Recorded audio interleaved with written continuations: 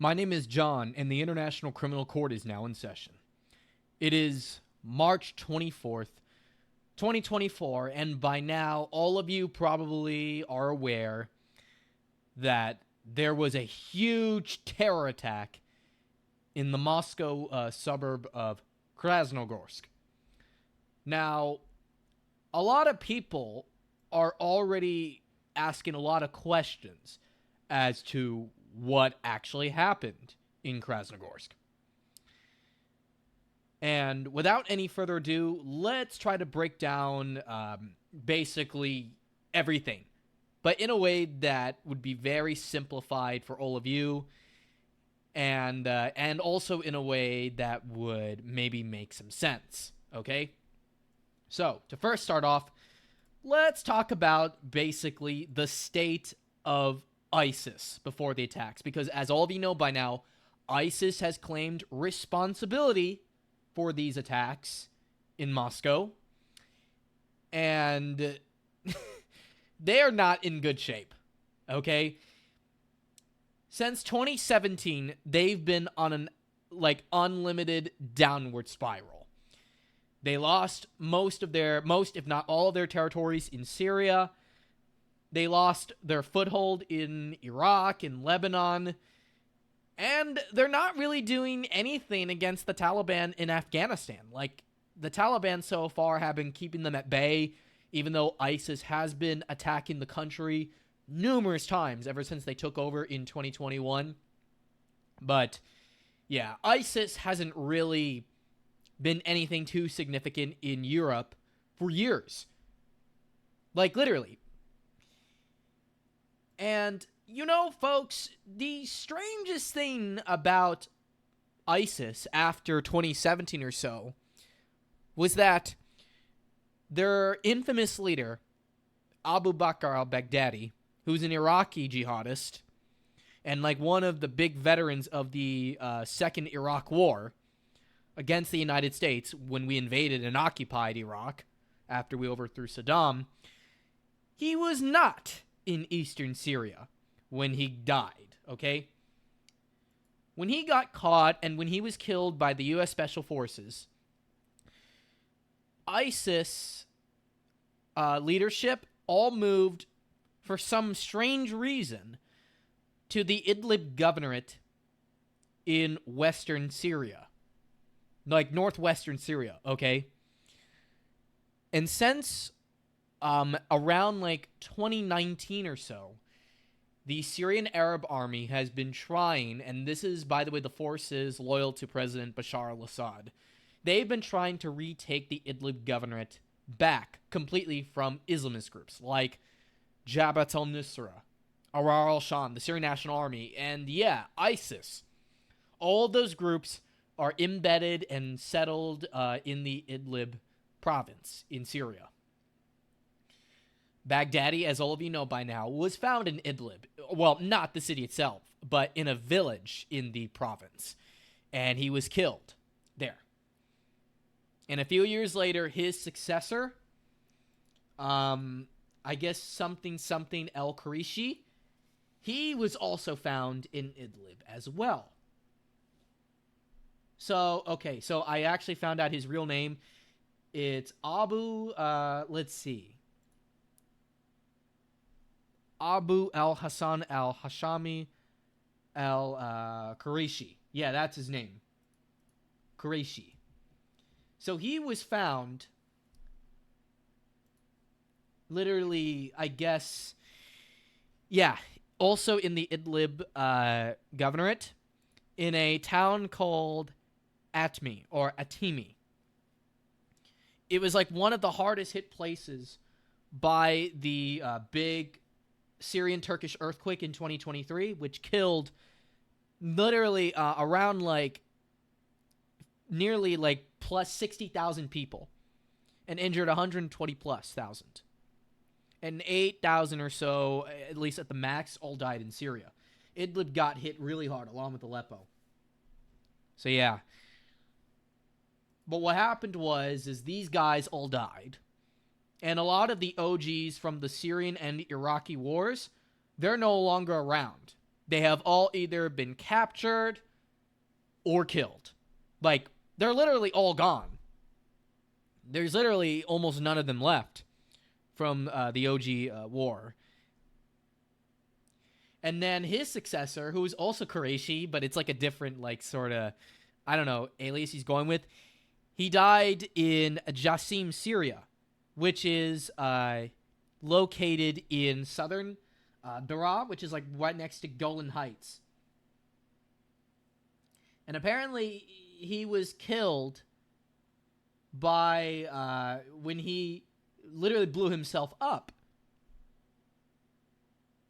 And apparently he was in a firefight with former Free Syrian Army rebels who were now part of the Syrian army once again. And then the body itself, my apologies, was handed over to the United States military, which is very shady if you ask me. And then I guess they dumped his body somewhere. Like, they just cremated or something after they did, investigation. And then his successor also died in Idlib. Also El Qureshi. So there's been like 3 guys named El Qureshi. So 2 of them all died in Idlib. And the current leader of ISIS, God knows where he is and who knows.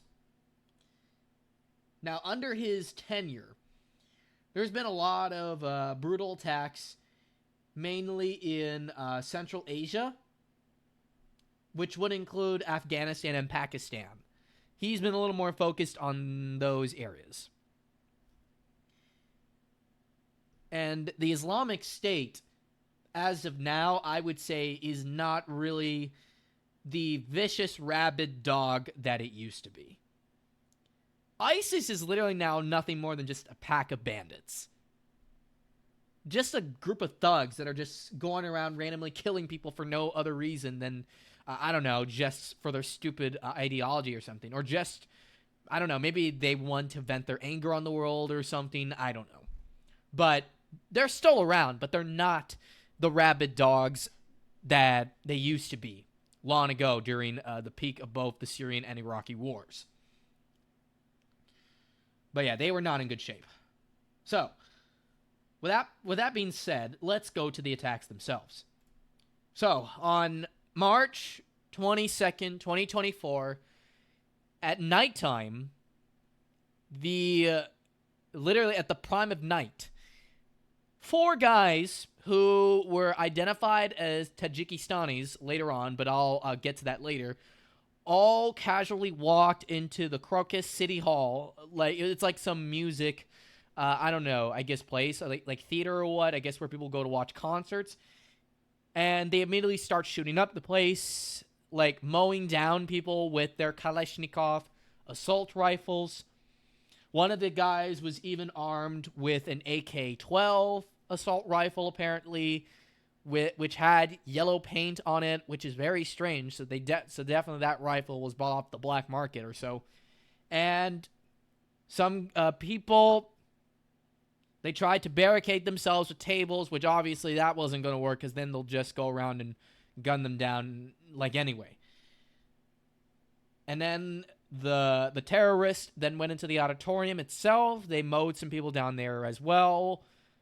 But during that time, though, some people who were there, they started like recording amateur videos with their smartphones. And they got footage of all 4 terrorists armed with their AKs, flashlights and such. I mean, literally everything is shown like uncensored. Like everything is there.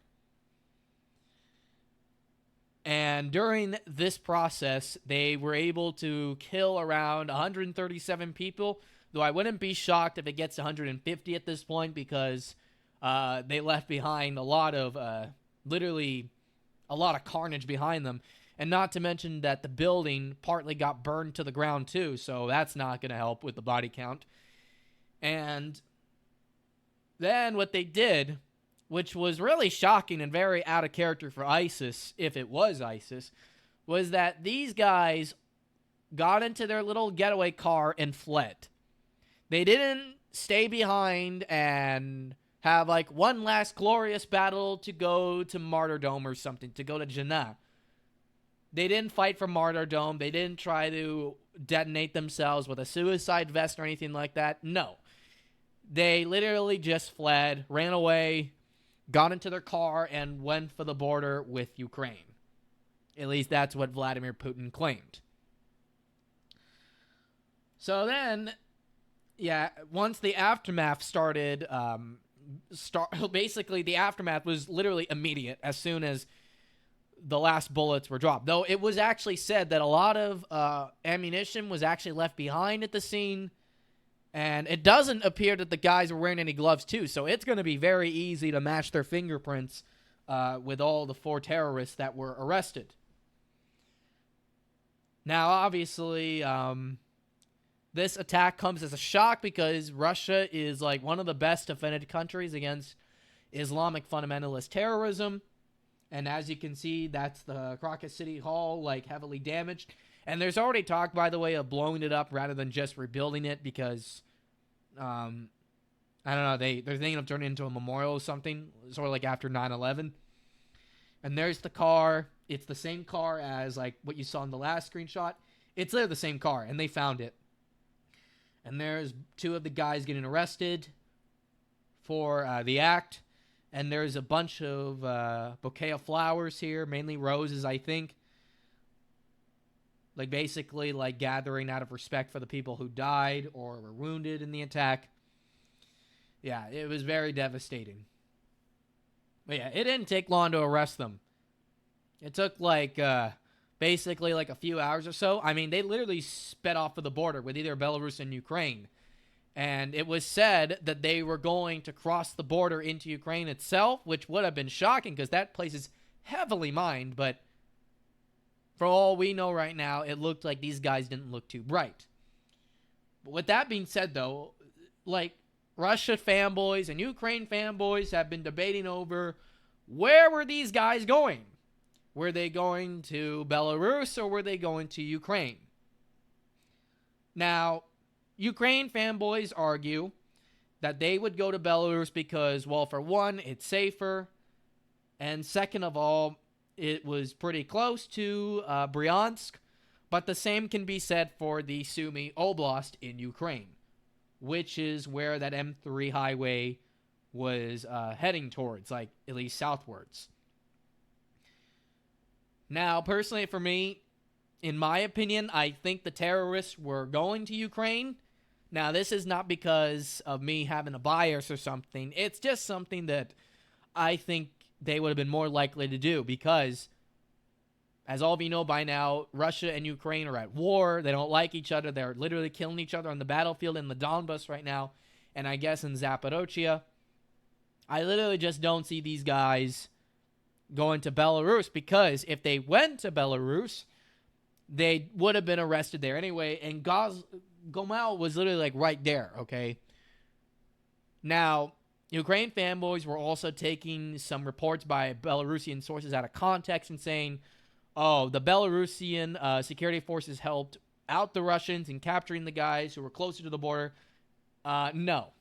Apparently, those sources were saying that Belarus just told the Russians, hey, we got this under control. We'll make sure they don't get to our border or something like that, and we'll capture them if they try entering the country or neutralize them.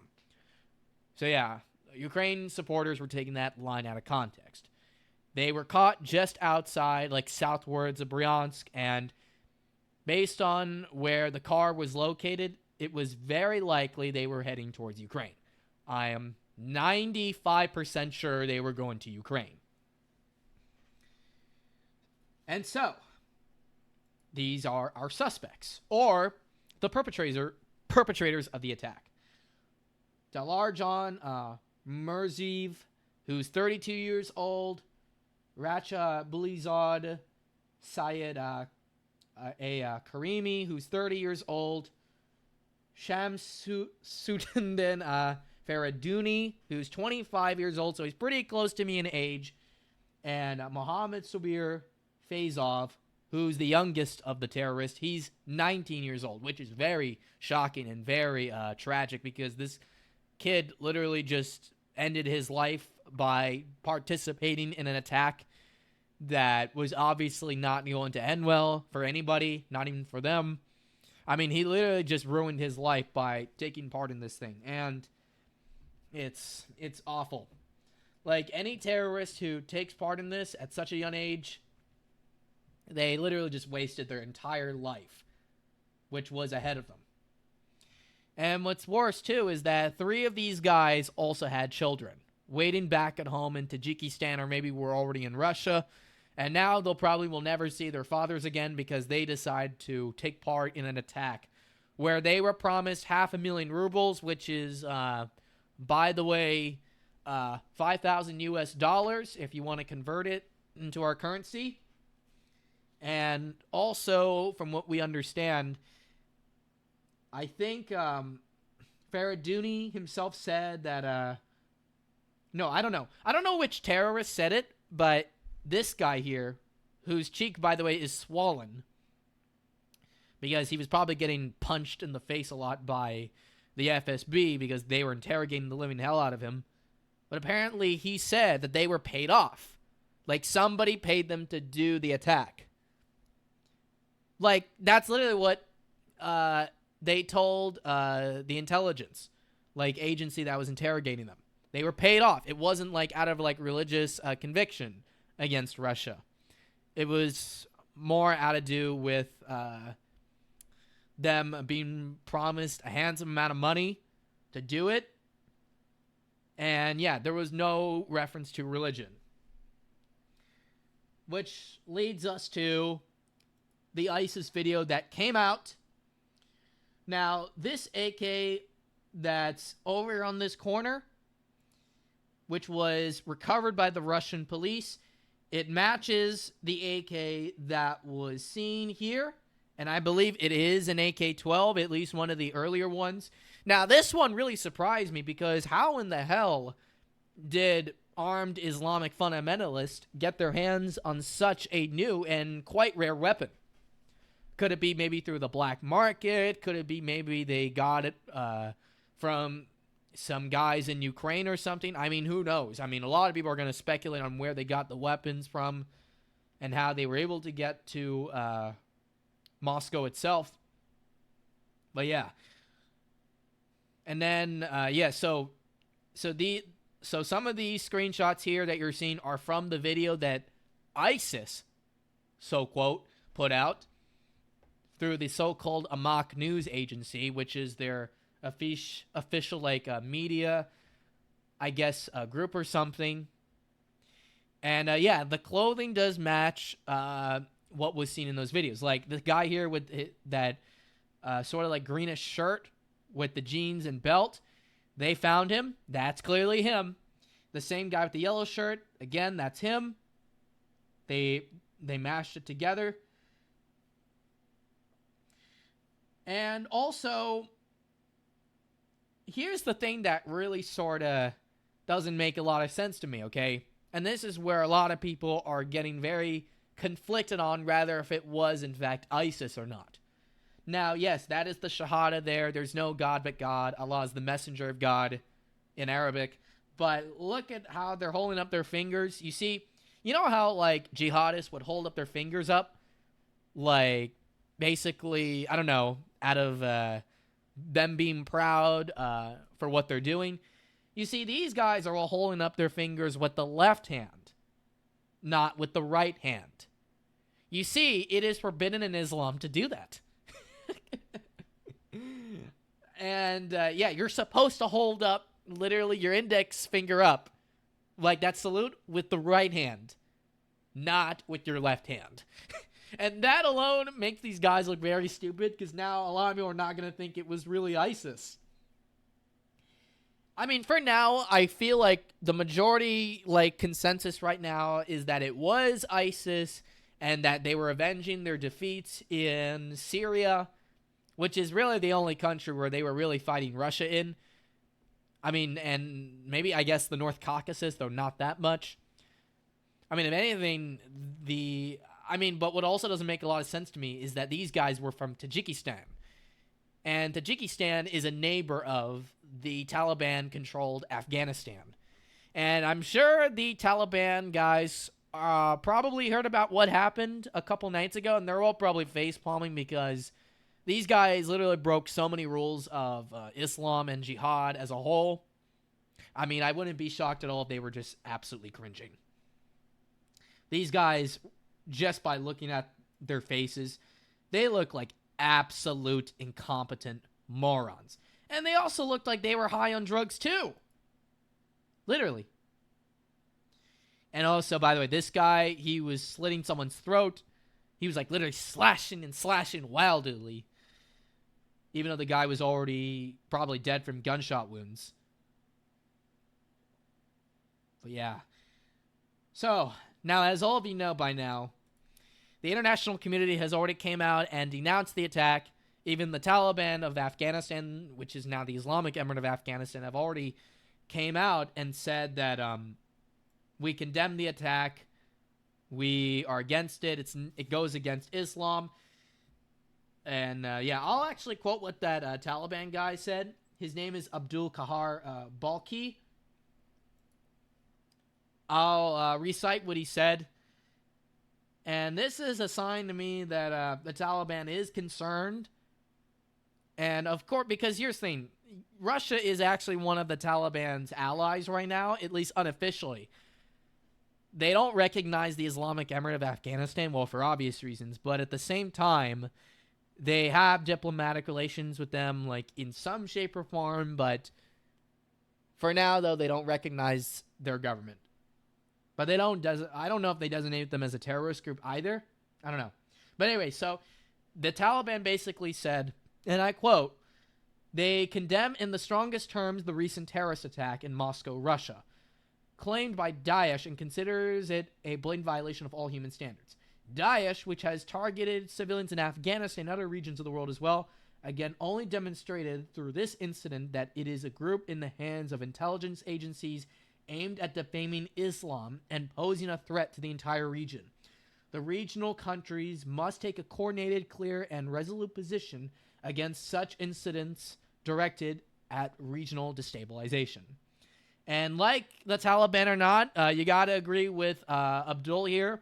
It is obvious that it's quite literally clear that whoever orchestrated this attack is clearly someone that is not really too friendly of Islam or something, okay? Or someone that's clearly, I don't know, clearly has a hatred for Russia, okay? Which brings us to the guy that you see on the screen right now.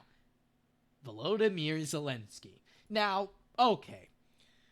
Now, you would think, ideally, when something as bad as what we saw a couple nights ago happened, Zelensky would come out and say, yes, we condemn this attack, we're against terrorism, and even though we don't like Russia, we feel so sorry for their people, we send our condolences to their families, and we hope to, just join in on the fight against Islamic terrorism whenever we're able to. Something like that. Basically, just say the usual, we condemn this act of terrorism, and literally, that's it. But no. That is not what Zelensky said. He didn't send any condolences. He didn't express any sympathy for the victims. None of that. Instead, this is what he said. And I quote, "What happened in Moscow yesterday is obvious, and Putin and other scums are trying to shift the blame to someone else. Their methods are always the same. We have seen it all before. There were blown up houses, mass shootings, and explosions, and they always blame others. They came to Ukraine, burned down our cities, and then try to blame Ukraine. They torture and rape people, and then blame them. They have brought hundreds of thousands of their terrorists to Ukrainian territory, and they are waging war against us. But they don't care about what happens inside their own country. All this happened yesterday, and instead of taking care of his Russian citizens and addressing them, this doofer Putin remained silent for a day. Well, no shit, you gotta investigate everything before you can come out and say something about it. You fucking moron." Thinking about how to link this to Ukraine. Everything is entirely predictable. Those hundreds of thousands of Russians who are now killing on Ukrainian soil would certainly be enough to deter any terrorist. And if Russians are willing to die quietly in Caucasus, so quote, and not question their special services, Putin will try to exploit more of these situations for personal power. Terrorists must always lose. And I guess somewhere he says that that arm us, we're begging for more money. Like, dude has literally no... He literally... Okay, there's so much wrong with this statement, okay? First of all, one, it is too soon. People just died, okay, Zelensky? People literally just died from this whole thing. And you have the audacity to come out and say this crap. What is wrong with you? Literally, 100+ people were just killed. There's no time for politics. And also, if you claim Ukraine didn't do anything, like had nothing to do with this attack at all, why would you, like, literally be stupid enough to go out of your way and literally say something like this? You're only going to raise suspicion within the Kremlin and within the Russian public too. Literally, I mean, for now, you guys are in the clear. I'm not saying you guys are responsible for it, but man, you don't come out saying those things. You just literally, all you literally have to do, and this is at least what my country did, the United States. We just came out and said we're against terrorism. We're sorry for all those who died. We express our condolences. That's literally all you have to say. That's it. But you didn't do that. Instead, you say this crap. And now, you're enduring some very severe consequences.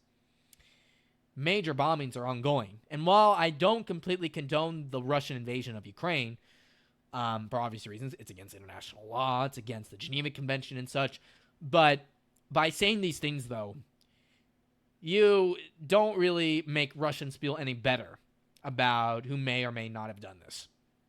And also, by the way, anti-Uzbek and anti-Tajiki sentiment has been ongoing, like, literally immediately as soon as these attacks occurred. So, yeah, it's very unfortunate for those people who didn't do anything. But, yeah, racism is definitely going to skyrocket because of this. So, in conclusion, this is what makes no sense to me. Okay? Why now? Russia is literally not at war with ISIS in any sort of capacity. They're not fighting them in Afghanistan. There's not much fighting going on between them and the Syrians, I guess. There's not much really going on between both sides. So why now? And second of all, what's there to gain for ISIS? To regain relevance? Glory? Fame? Dragging them back to Syria or back to the Middle East or Central Asia or something to make get them to oppress Muslims to the point where they all become like ISIS members too? And also, here's the big question. Who would also gain from this? Like specifically, like from an individual perspective. That question remains to be answered. I have my guesses on who would gain from this, but I'm not going to say it because some people are going to get very angry, and reasonably so. Number 4, why did ISIS blur the faces? There was literally no point. Everybody literally now knows what they look like. Literally everybody.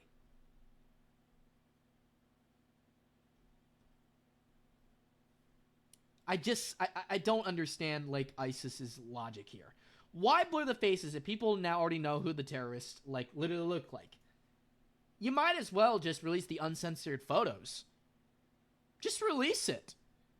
Like, nobody cares. And people get over these attacks quickly. I'm sorry, but it's true. But yeah.